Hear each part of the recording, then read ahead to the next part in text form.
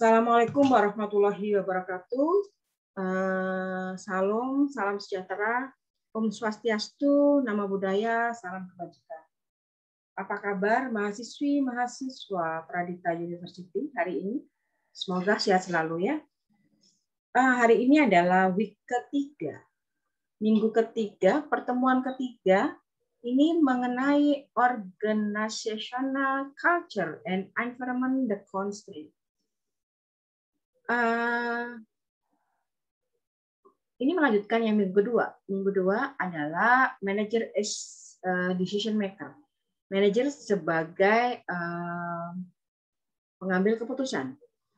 Di mana manajer itu sebelumnya mengidentifikasi masalahnya lebih dahulu, kemudian mengidentifikasi, membuat kriteria keputusan, kemudian mengembangkan keputusan itu, mengembangkan kriteria tersebut, kemudian membuat seleksi ya. Sebelum membuat seleksi itu memberikan bobot lebih dulu, beberapa kriteria itu mana yang lebih penting, mana yang tidak penting gitu ya. Dari itu terus ditotal, jadi sehingga totalnya itu diseleksi mana yang terbesar itu adalah menjadi pilihan, kemudian diimplementasikan. Diimplementasikan nanti ada evaluasi ketika memang ternyata keputusan itu tidak bisa digunakan. Terus kemudian minggu pertama kita itu betul-betul pengertian ya dari manajemen itu sendiri, dari manajer itu sendiri. Manajemen, seberapa penting manajemen itu di perusahaan, di organisasi. Terus kemudian apa saja tugas-tugasnya manajer dan apa saja perilaku manajer, bagaimana tipe-tipe manajer, begitu ya. Jadi oke, kali ini Bunda akan share screen, nanti kalian buat resume. Setelahnya, terus kemudian masing-masing buat resume, kemudian disiapkan untuk dibuat siapkan untuk apa saja yang tidak dimengerti supaya mempersingkat ya. Jadi yang tidak mengerti saja nantinya kemudian tidak mengerti dan kita banyak interaksinya begitu. Jadi lebih aman. Jadi tidak ada kendala, misalnya ada kendala apakah jaringan kah gitu ya, apakah jaringan dari Bunda, apakah jaringan dari kalian.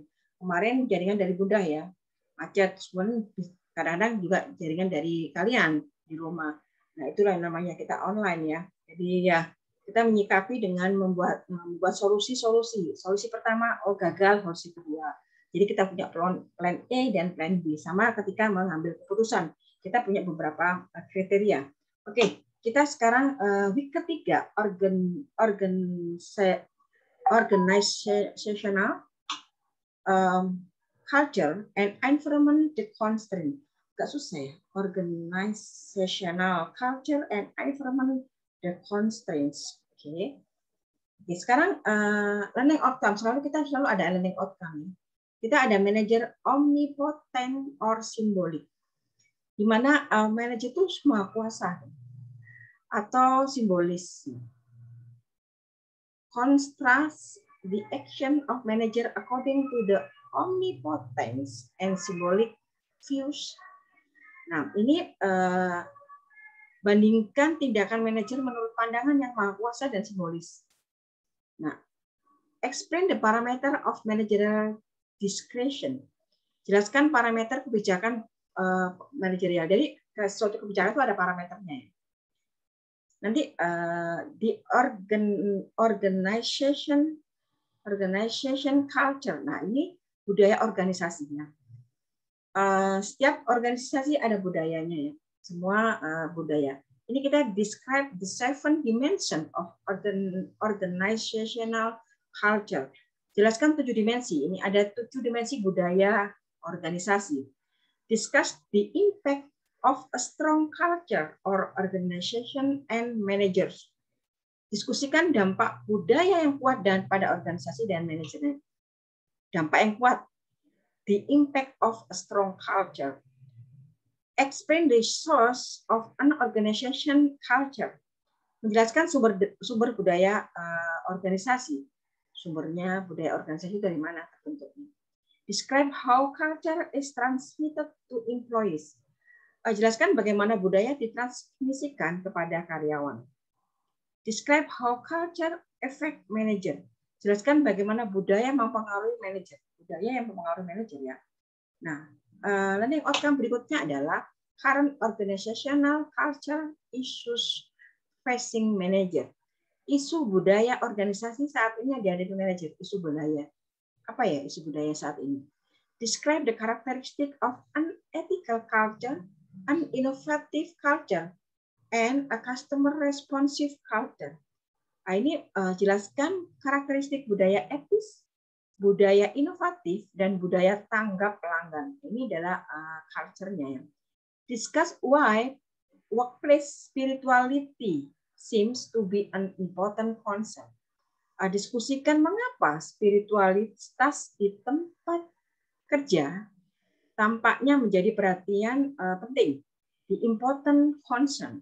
Nah, describe the characteristic of a spiritual organization. Menjelaskan ciri-ciri organisasi ya, karakteristik organisasi atau ciri-ciri organisasi.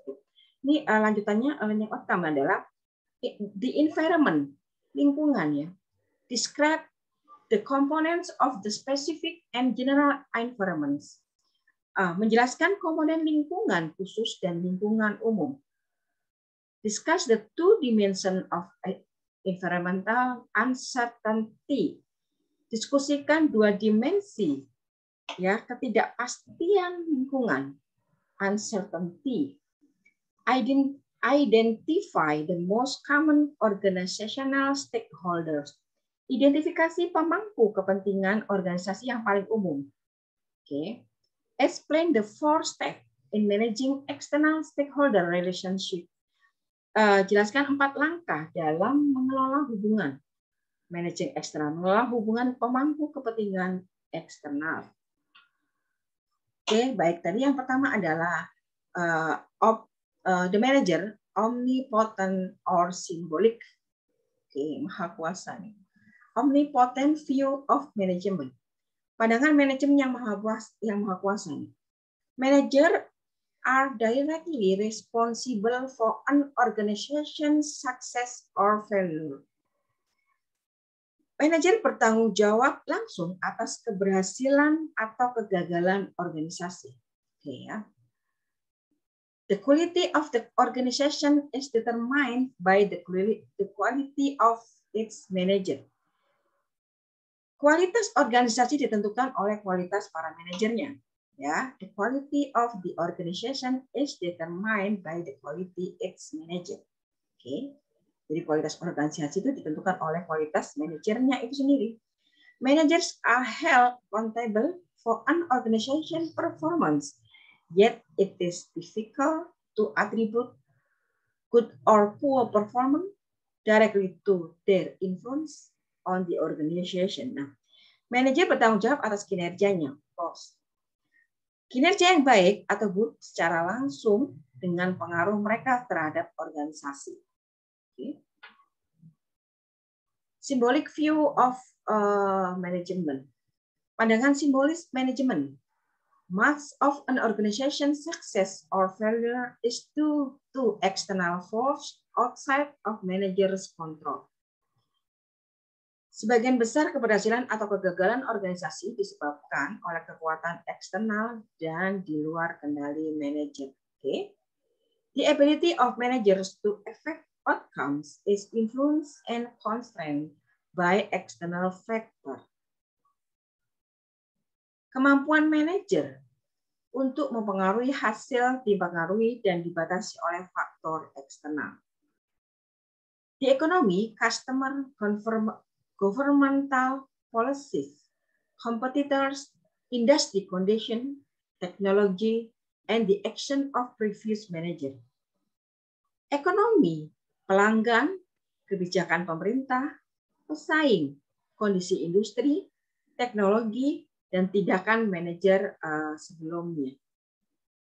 Manager symbolize control and influence through their action. Manajer melambangkan kontrol dan pengaruh melalui tindakan mereka. Oke, ini kita lihat ya di sini parameter of managerial discretion. Tadi kan ada parameternya ya. Ini organizational environment, ini managerial discretion dan organizational culture. Ya, di sini budayanya Terus kemudian sini adalah lingkungannya. Ya, ini managerial discretion. Nah, manajer bagaimana manajer bisa mempengaruhi ini, bisa terpengaruh ini. Mempengaruhi atau terpengaruh ya. Di organization culture, okay. Organization culture, budaya organisasi, a system of shared meaning or common belief held by organizational member that determines in large degree how they act toward each other. Suatu sistem makna bersama dan keyakinan umum yang dianut oleh anggota organisasi yang menentukan dalam tingkat yang besar bagaimana mereka bertindak terhadap satu sama lain. How they act toward each other. The way we do things around here. Cara kita melakukan sesuatu di sekitar kita. Value, symbols, rituals, myths, and practice. Nilai, simbol, ritual, mitos, dan praktek. Implication. Culture is appreciation. Culture is share. Culture is descriptive. Budaya adalah sebuah persepsi.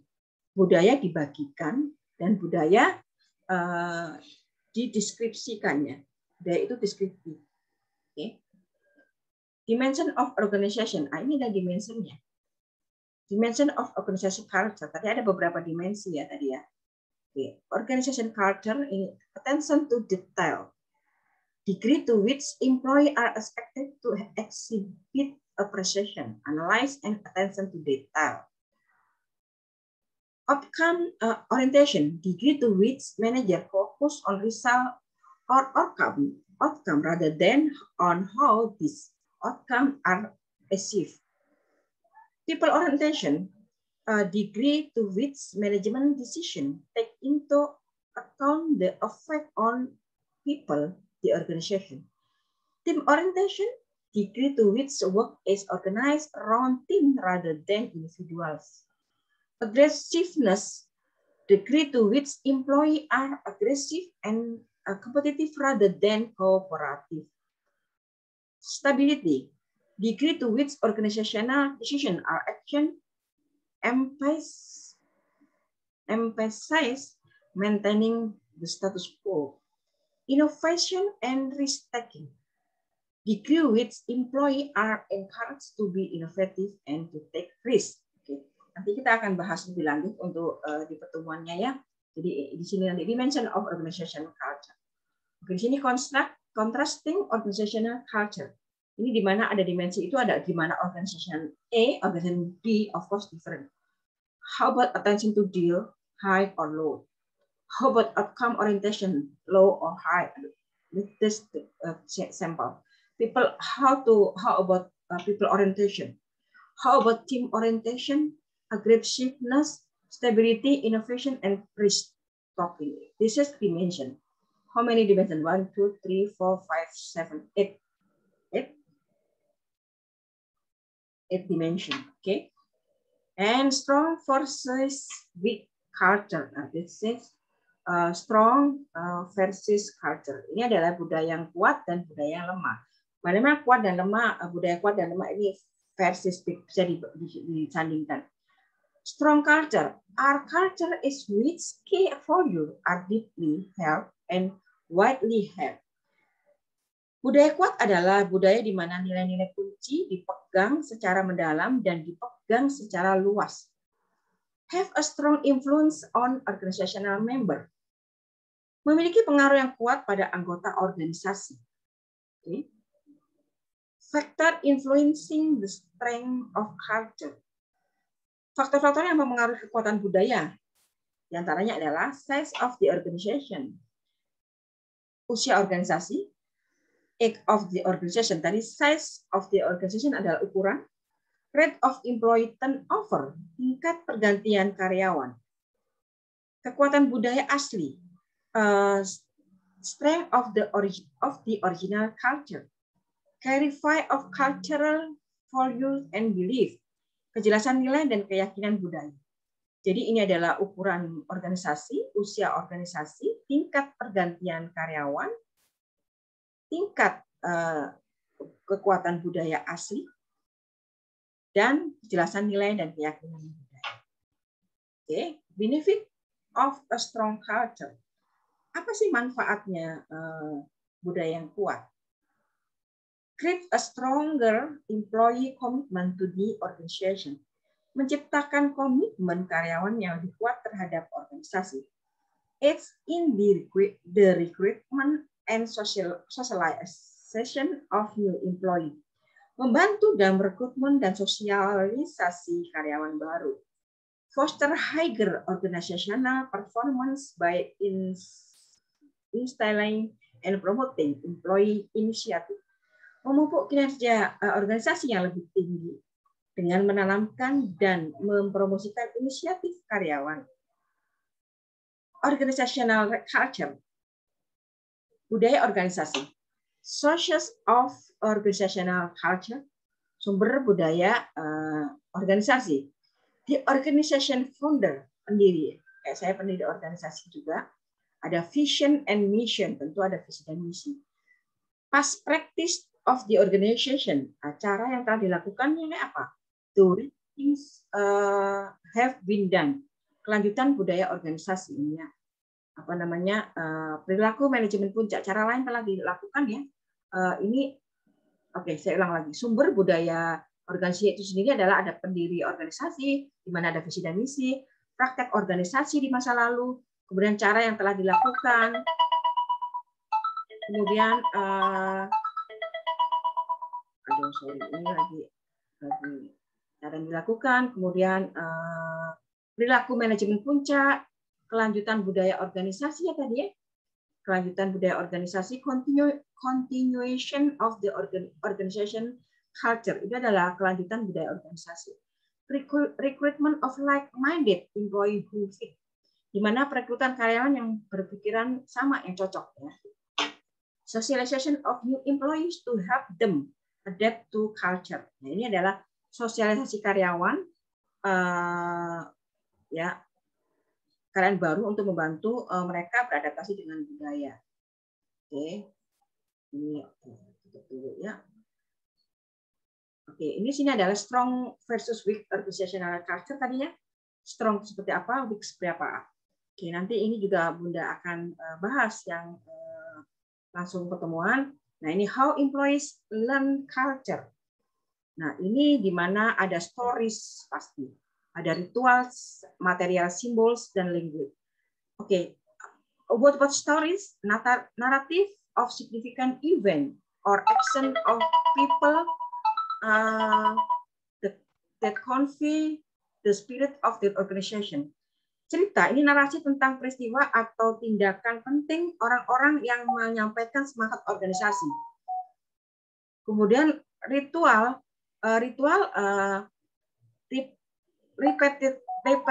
sequence of activity that express and reinforce the value of the organization. Urutan aktivitas yang berulang yang mengekspresikan dan memperkuat nilai-nilai organisasi. Material symbols, physical asset distinguishing the organization. Ini adalah aset fisik yang membedakan organisasi, simbol bahan ya. Language, bahasa, akronim and jargon istilah, akronim and jargon of term, phrases and word meaning specific to an organization. Akronim dan jargon istilah, frasa dan arti kata khusus untuk suatu organisasi. Oke, ini how culture affect manager. Bagaimana budaya itu mempengaruhi manajer. Oke, culture constraint on manager. Ini kendala budaya pada manajer. Whatever managerial action the organization recognize as a proper or improper on in its behalf. Tindakan manajerial apapun yang diakui organisasi sebagai pantas atau tidak pantas atas namanya. Whatever organizational activities the organization value and encourage. Apapun aktivitas organisasi yang dihargai dan didorong oleh organisasi. The overall strength or weakness of the organizational culture. Kekuatan atau kelemahan keseluruhan dari budaya organisasi. Simple rule for getting ahead in an organization. Find out what the organization reward and do those things. Ini adalah aturan sederhana untuk maju dalam organisasi. Tentu cari tahu apa yang dihargai organisasi dan lakukan hal-hal itu.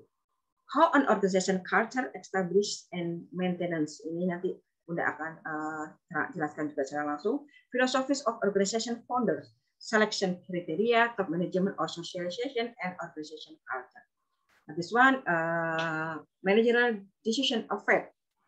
Managerial decision affected by culture. Ini keputusan manajer yang yang dipengaruhi oleh budaya. Planning, organizing. Oke. Planningnya di mana nih? The degree of risk that plan should contain. Tingkat risiko yang harus dikandung oleh rencana. Whether plan should be developed by individual or team. Apakah rencana harus dikembangkan oleh individu or team? The degree of environmental scanning in which management will engage. Tingkat pemindaian lingkungan di mana manajemen akan terlibat. Organizing, perorganisasian, how much autonomy should be designed into employees' job. Seberapa besar otonomi harus dirancang ke dalam pekerjaan karyawan. Whether tasks should be done by individuals or in team. Apakah tugas harus dilakukan oleh individu atau dalam tim? The degree to which department manager interact with each other. Sejauh mana manajer departemen berinteraksi satu sama lain. Oke, selanjutnya adalah lanjutannya adalah leading, tentu leading dan controlling. Ini adalah leading, the degree to which manager are concerned with increasing employee job satisfaction. Sejauh mana manajer peduli dengan peningkatan kepuasan kerja karyawan. What leadership style are appropriate. Gaya kepemimpinan apa yang cocok?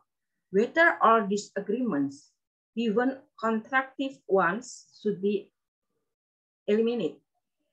Apakah semua ketidakpastian, bahkan yang konstruktif, harus dihilangkan? Oke, controlling, mengontrol, whether to impose external control or to allow employee to control their own action. Apakah akan memaksakan kontrol eksternal atau mengizinkan karyawan untuk mengontrol tindakan mereka sendiri?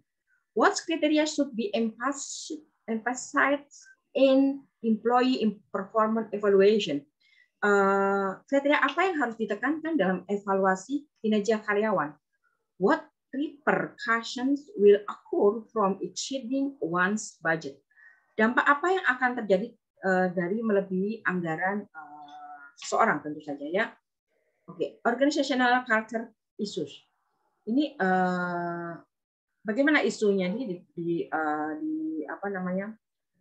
di budaya organisasi itu? Kita ketahui, tadi kelewat ya. Oke, tadi kelewat creating.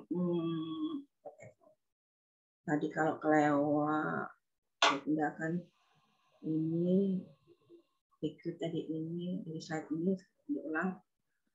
Organizational culture issue, creating an ethical culture, high in risk tolerance, menciptakan budaya etis tinggi dalam toleransi risiko. Ketika kita menciptakan budaya pasti tinggi risikonya.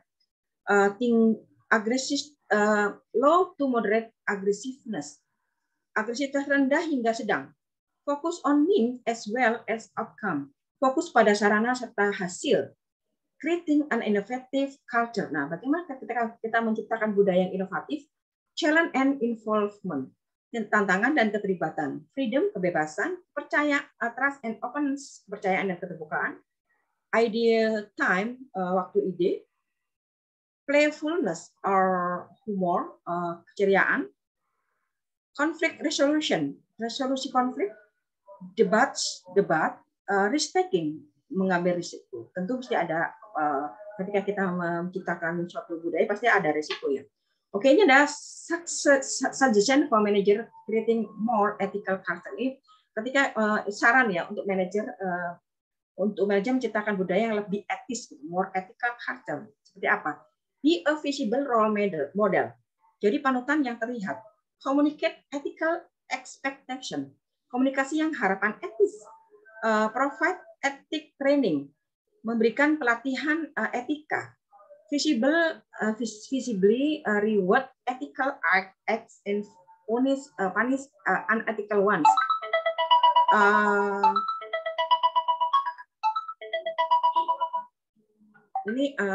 menyediakan mekanisme perlindungan ya. Perlindungan sehingga karyawan dapat mendiskusikan dilema etika dan melaporkan perilaku tidak etis tanpa rasa takut. Ketika adanya tidak etis ya tadi. Provide protective mechanism so employees can discuss ethical dilemmas and report unethical behavior without fear. Kalau tadi visible reward ethical acts and punish unethical ones. Menjadikan mekanisme perlindungan ya. Jadi harus ada perlindungan ya. Oke, tadi sampai mana ya? Ini selanjutnya adalah ini masih banyak ya. Oke, ini adalah organization culture issues. Kelanjutannya adalah ini